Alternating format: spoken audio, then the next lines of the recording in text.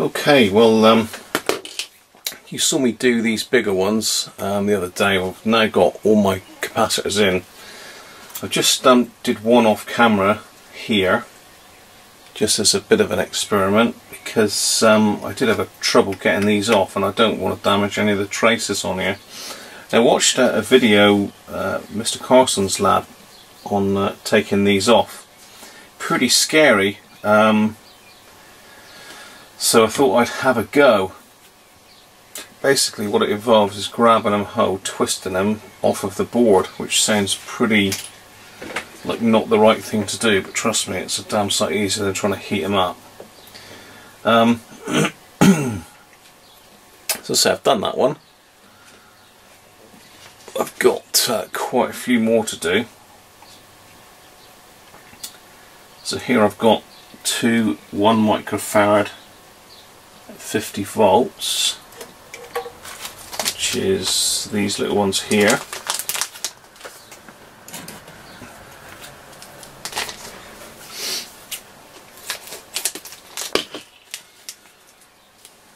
So these should be direct replacements, which they are. So the method, and it is pretty drastic, so I'm going to do this one here first, is just to get hold of it. Let's get my bearings right, because I'm going to go anti-clockwise with this one. Grab it and turn it.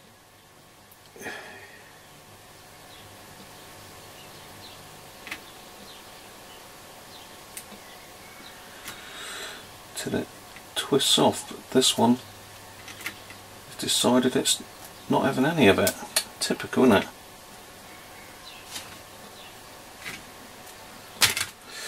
It's gone all the way round, but oh dear.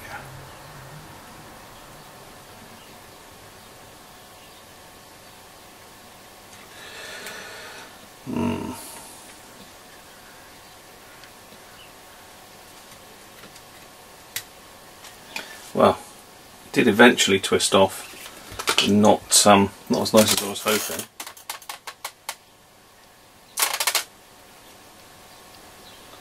No damage to the track though. So next step is to just remove the legs. I've got a very fine tip on now. Let's just heat them up and move them off the board.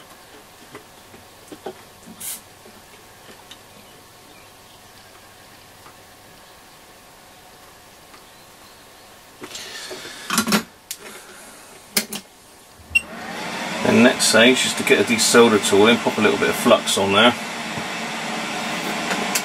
Now this is purely copying Mr. Carson, so don't think I've in any way come up with this myself. Where are we?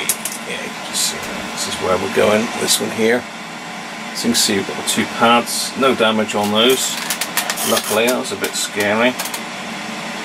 I think what I'll do is I'll take the other one off, one-o-matic. It's going to be a lot easier to get at. Just keep gripping, twisting around.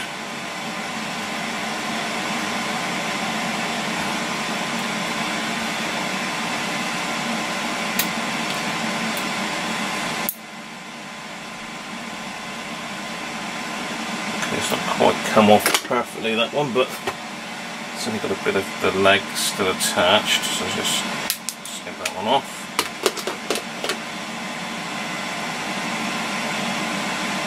So that's two 1 microfarads. We've also got 22 at 6 volts there. So let's get 22 at 6 volts. Just so as I know where I am. We'll whip that one off as well. That was slightly different orientation.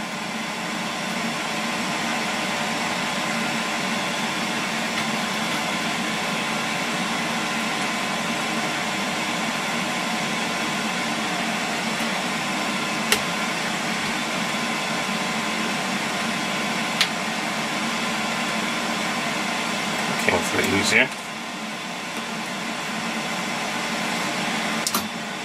So let's get the, hopefully you can still see what I'm doing here. Let's get the old legs off. These are just sticking to the soldering iron.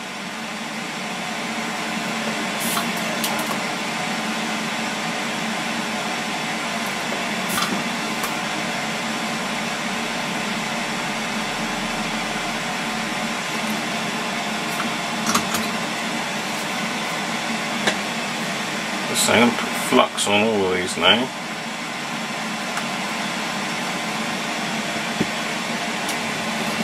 Then I'm going to get my desoldering tool and just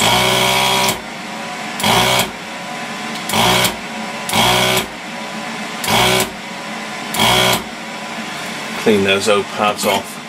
Now that's apparently less damaging than using like braid. Trying to get my words out then. Right, so let's put this 622 microfarad at 6 volt in. This is 6.3s actually. So what I found is the best method, because he replaced his with tantalum capacitors. It's a bit more flux on. What I've been doing is just putting a tin on one of the pads,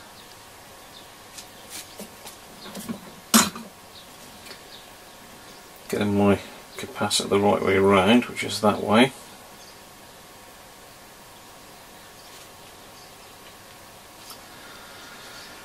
So I'm going to have to turn the board around so I can get at that.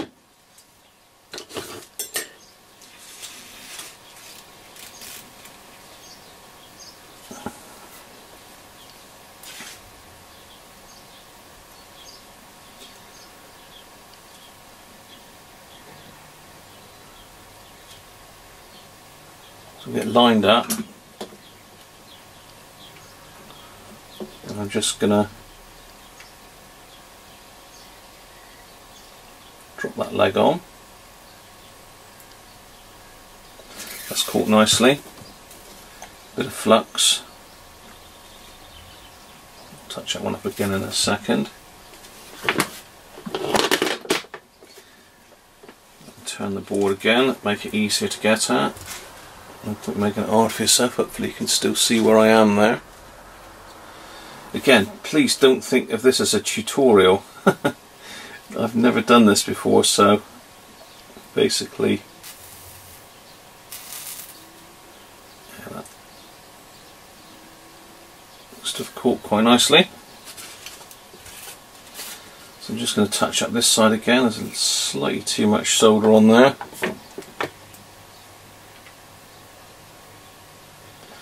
But that is caught nice. I'm pleased with that one. Went better than the other one. There we go. Okay, back with me. I'm doing these two down here now.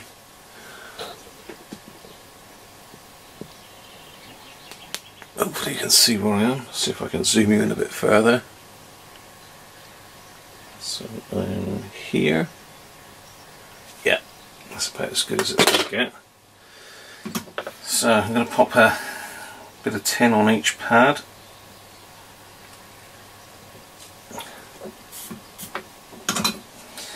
I've got my two capacitors orientated correctly.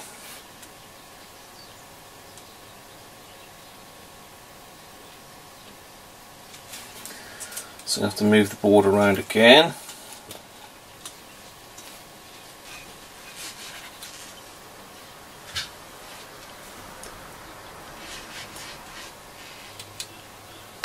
Hopefully you can see there what I'm up to.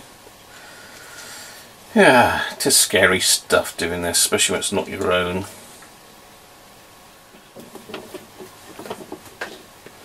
Put a little bit more flux on those two.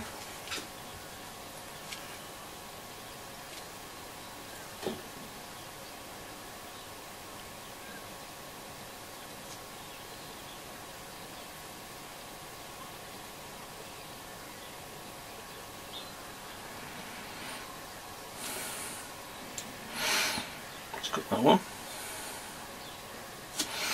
Actually, it's going to be easier to do the without that one in.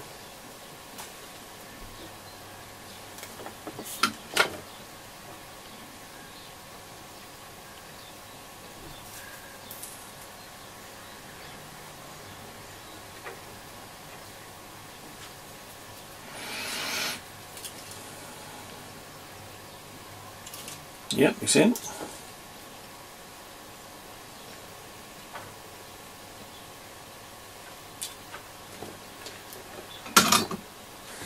And the next one, just really doing this to show you how I'm doing it.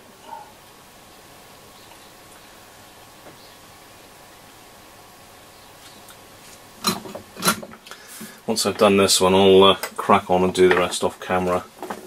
But hopefully you get the idea.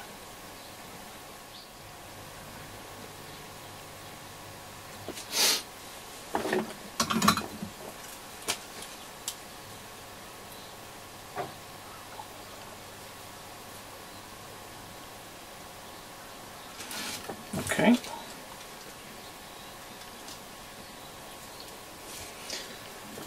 Tap the other side down.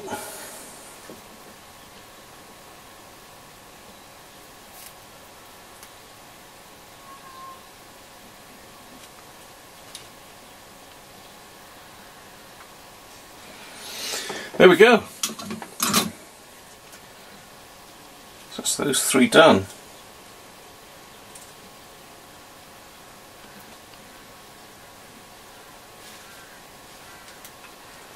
It's difficult to see really because this ferrite's in the way, but I'm pretty sure they're all pretty flush to the board.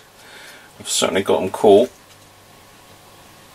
So 1, 2, 3, 4, 5, 6, that's 7 done, and God knows how many more to go. So I'm going to crack on and do the rest of them, and join me in a bit, and hopefully they'll all be done. Right, wow, there we go. I have done it. There is a lot of those capacitors in here. I think it's 24 from memory.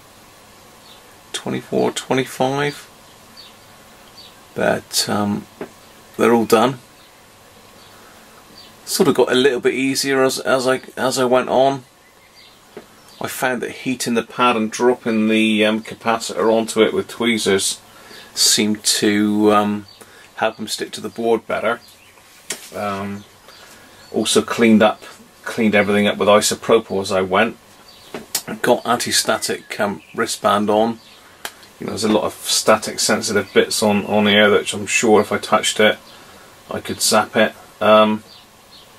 Yeah, all in all, I'm really pleased that I've managed to do that. As I say, I said I'd do it on a best endeavours basis because I've never done it before, but another skill learnt thanks to Mr. Coulson, who I'll leave a link to his description of doing it, which is far better than mine, on the comments just below. Right, I'm just in the process of putting this all back together. It's a bit trickier than I than I expected. Luckily I've got some video footage which I was able to refer to.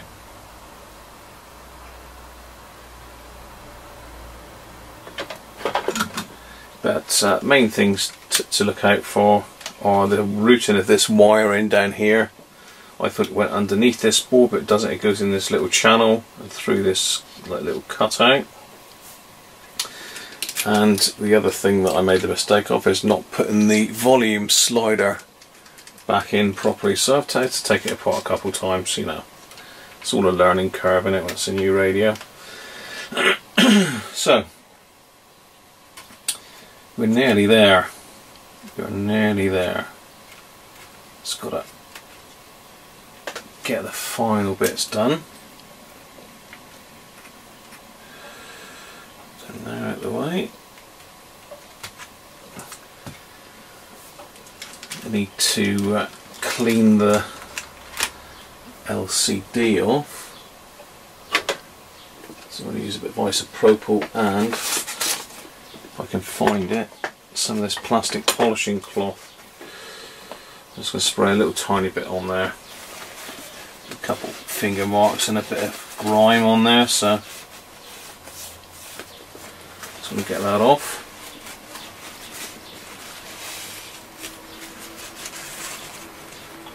There we go. As new. Let's get the front panel then. Again, I'll do the same to the inside of the glass on this.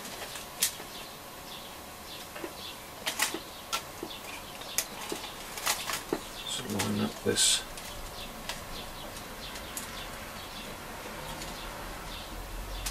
keypad assembly. It's a shame there's nothing to hold that in really. I'm running out of space here.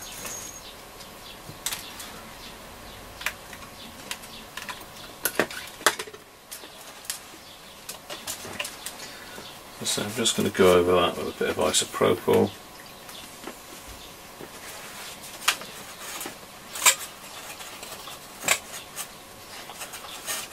Muck off of it. The reason I'm using this is because this is non-scratch.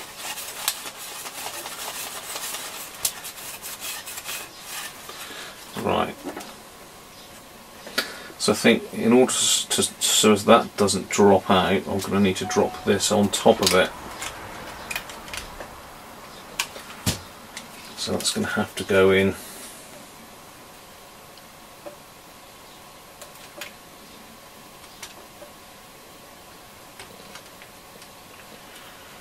And we've got a wire to connect there.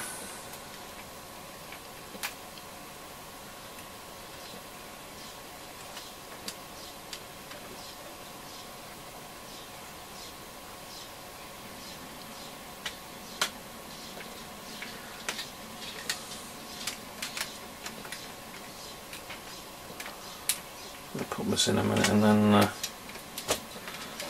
pretty sure I know where that wire goes.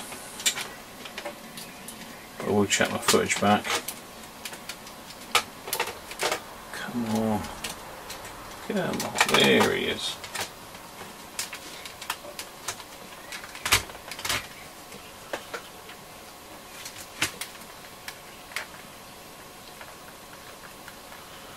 There we are.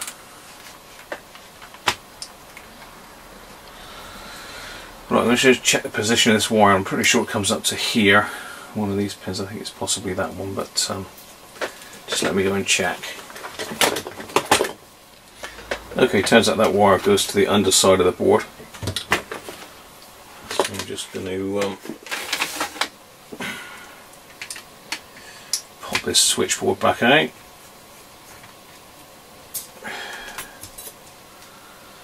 pops onto there. Put a little flux on.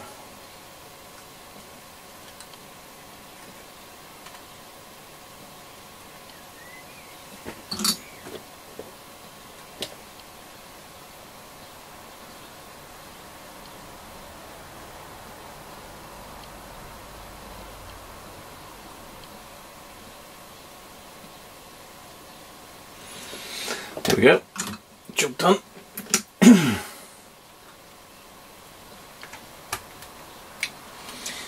These things are an engineering work of art really, the way they all go together. How the plastic fits each little part, how it clips together. Really well put together sets.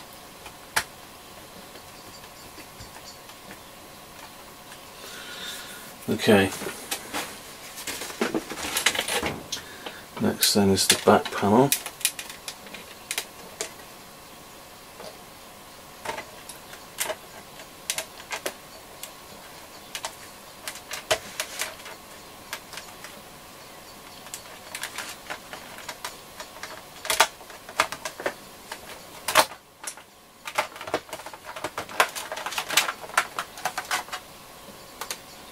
Okay, not quite gone in right there.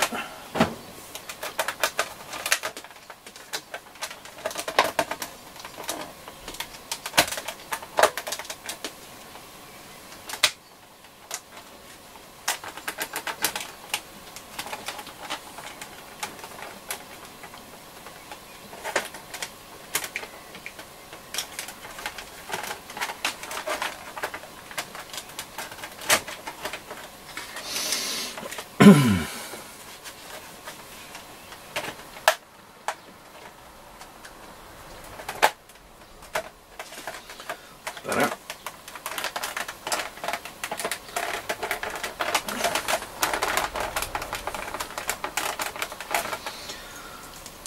Okay, actually would help if we fitted the aerial. Okay, carrying on. Aerial found.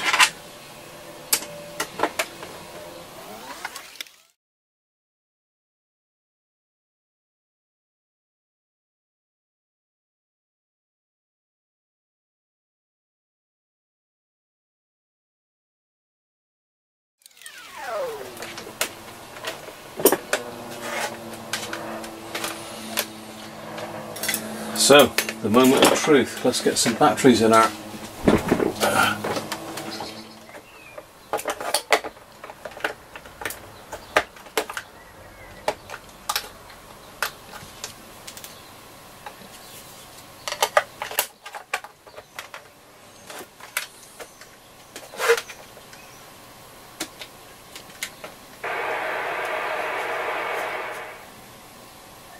And heading north, 8 to 9.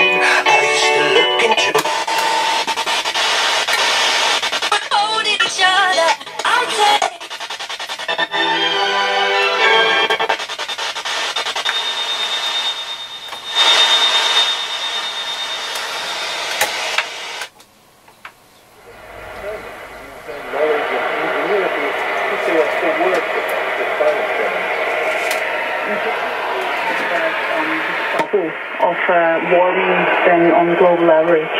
Nadine Saltzman is a geoscientist from the University of Fribourg in Switzerland. The increase in temperature, I think this is, you know, we even don't need to discuss it too much. This is really quite clear. I mean, the main question is just how much.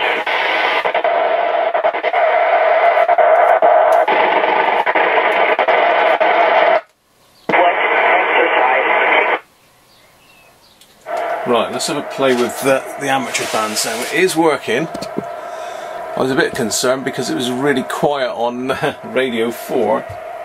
The thing is I had it on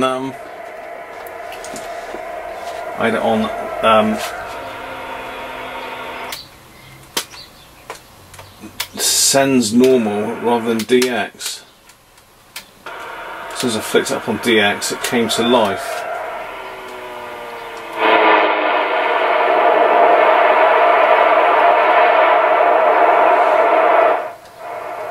Volume, bass and treble seem to work fine. Upper sideband.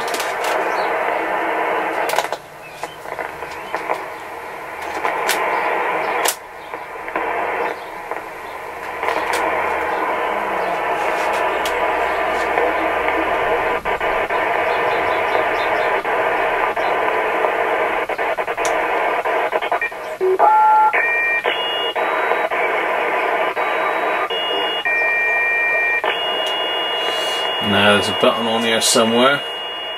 There we go. AM fast slow. Oscar Echo 6, go on. That seems to be working well. Oscar Echo 6, Hotel Lima, Florida, 5 and 9.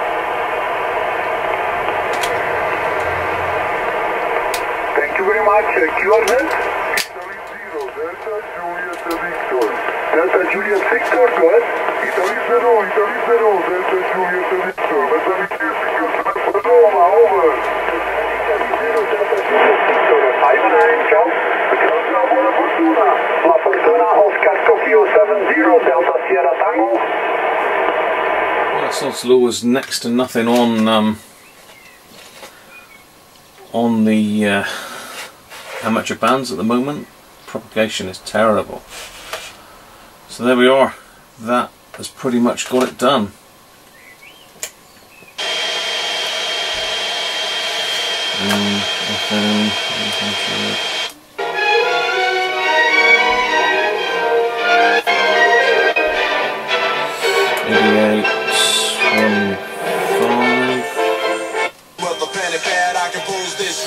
To hit you with 97. 100.